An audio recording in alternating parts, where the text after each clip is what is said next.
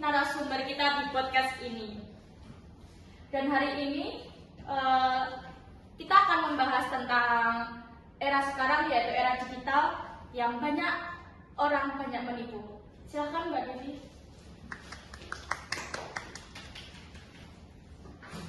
Terima kasih ya sudah diundang. Kebetulan banget nih kita temanya ping-ping ya. Iya. Padahal kita nggak janjian ya. Nggak janjian sama sekali.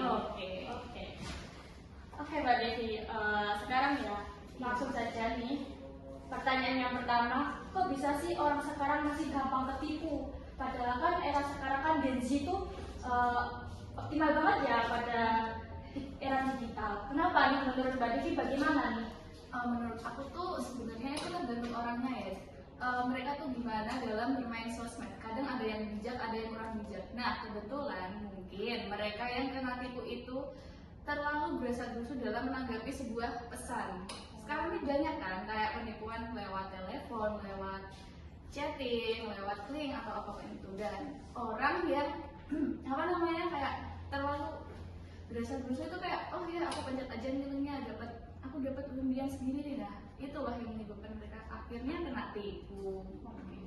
Menurut Mbak Devi nih, seberapa bahaya sih kita ngeklik link itu gitu?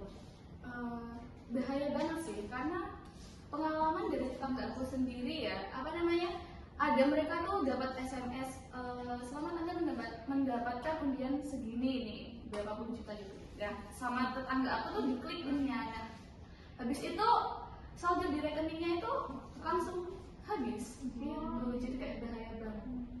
Jadi menurut Mbak Devi ini tips-tipsnya untuk kita yang era Gen Z sekarang tuh biar nggak gampang ditipu tuh bagaimana ya? Tipsnya kita harus pandai bermain sosmed, kita harus pintar-pintar memilah pesan. Oh ini dari akun resminya langsung atau enggak, atau dari penipuan. Bagaimana nih Mbak Devi kan sekarang masuk ke generasi Z. Nah untuk tips dan trik agar kita tidak gampang tertipu tuh bagaimana ya?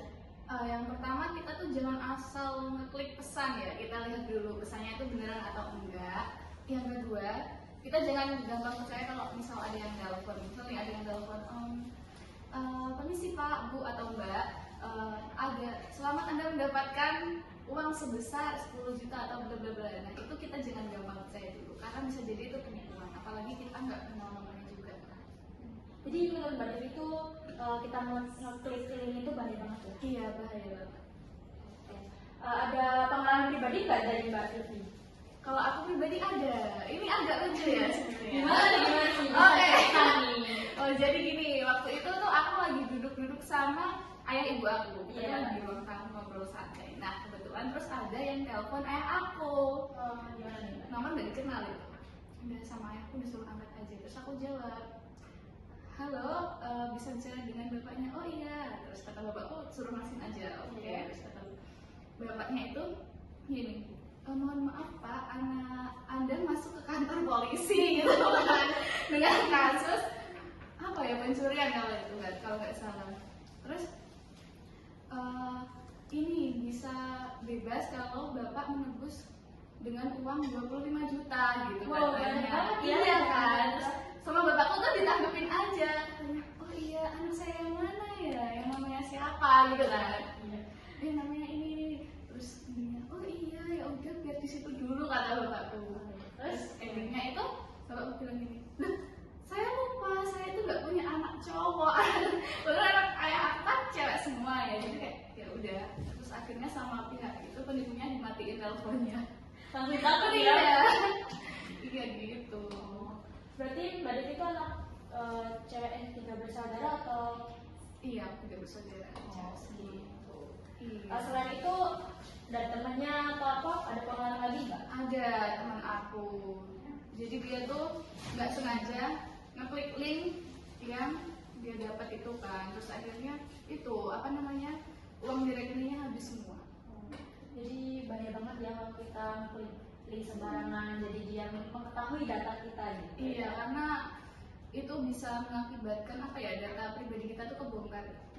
Ya modusnya sangat luar biasa di era zaman sekarang. Iya banyak banget. Menurut Mbak Devi itu era Gen Z yang paham dengan era digital ini gimana ya?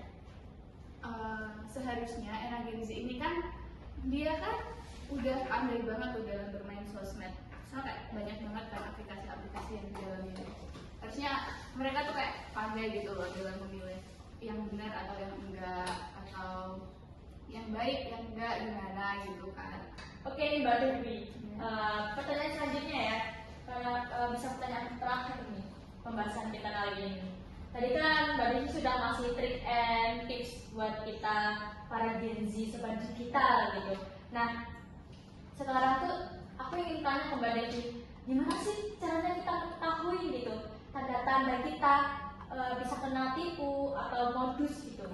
Tanda-tandanya yang jarang banget kita ketahui itu kayak seperti kita tuh nggak sadar kalau ada tanda-tanda scam. Seperti kayak kita tuh nggak pernah ikut undian, terus tiba-tiba kita dapat SMS, oh kamu dapat hadiah dan undian segini. Terus yang kedua ini yang paling sering adalah faktor terdesak ekonomi. Jadi mereka tuh karena ya mungkin faktor ekonominya yang agak sulit, jadi mereka tuh jadi gampang tertipu gitu. Gitu. Tanda yang lain ada nggak? Ada, sebenarnya kita tuh terlalu percaya sama omongan orang. Kayak ini ya, kayak terlalu percaya sama omongan manis mantan gitu. Jangan mudah percaya dengan omongan orang. Mantan itu siapa Mbak tadi? Oh iya, Betul ya? iya. Oke. Sebelum kita tutup nih, ada nggak sih motivasi atau Mbak Devi punya cara untuk menyampaikan ke sobat digital gitu? Oke, jadi aku udah ada nih sedikit ini.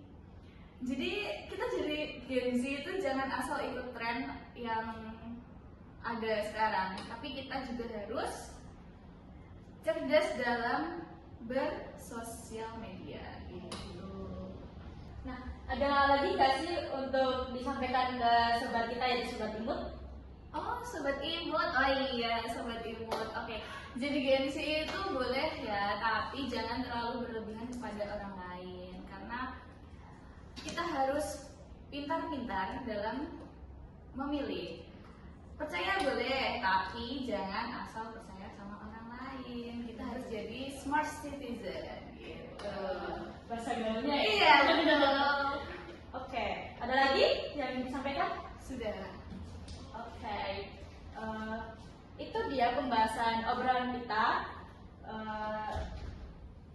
Jadi warga digital yang baik dan bukan cuma soal bisa pakai teknologi, tapi juga soal bijak dan bertanggung jawab di dunia maya, karena keamanan digital itu adalah tanggung jawab kita sebagai kewarganegaraan.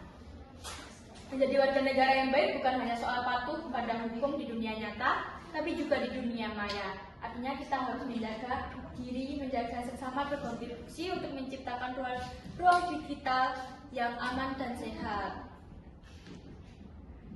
Satu klik bisa berdampak besar, jadi pastikan kita selalu waspada dan berpikir sebelum bertindak.